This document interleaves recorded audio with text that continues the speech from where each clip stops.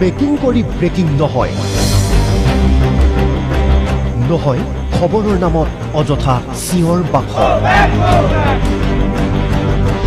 ৰাজনীতি সমাজ সাহিত্য সংস্কৃতি উন্নয়ন দুৰ্নীতি ভ্ৰষ্টাচাৰ কেলেংকাৰীৰ ৰাজ্যত শেহতীয়াভাৱে হৈ যোৱা বানপানীয়ে বিভিন্ন জিলাত বিস্তৰ ক্ষতি সাধন কৰাৰ লগতে বৰপেটাৰ কলগাছিয়াতো বেকী নদীৰ বাঢ়নী পানীয়ে ৰাস্তা ঘাট খেতিপথাৰ তছনছ কৰিছে।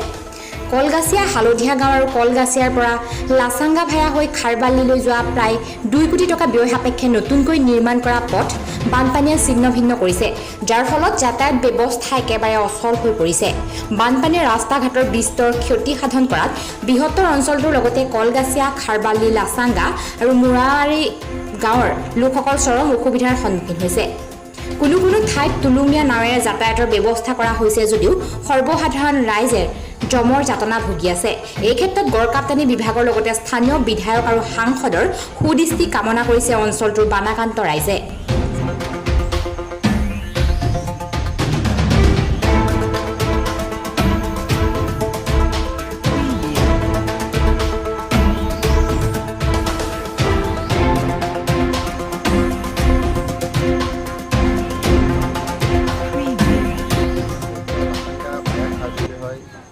যোৱা বানপানীৰ ভাঙিছিল, ভঙাৰ পিছত চৰকাৰে এপ্ৰুভ দি কামটো যিজন মানুহে ঠিকাদাৰে পাইছিল কামটো কৰি শেষ কৰিছিলে।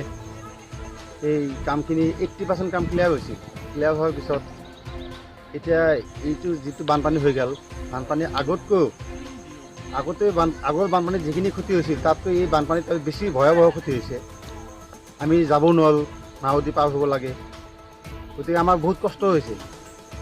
গতিকে ৰাস্তাটো যাতে অতি সোনকালে আমাক আৰু চৰকাৰৰ ফালৰ পৰা অতি সোনকালে ঠিক কৰি দিয়ে। এইখিনি আমাৰ বছৰত যি ভাঙছিল তাতকৈ আৰু ভয়াৱহ বেছি ভাঙছিল। এই আমি যাতায়াতো কৰিব নোৱাৰোঁ, নাৱেদি আহি চলা ফেৰা কৰি আছোঁ। চৰকাৰে যাতে আমাক এইটো ৰাস্তাত ভাল কৰি মেৰামতি কৰিব। আকৌ সৰভোগৰ পৰা ৰমেশ তালুকদাৰ ৰিপৰ্ট, নামনি অসম নিউজ।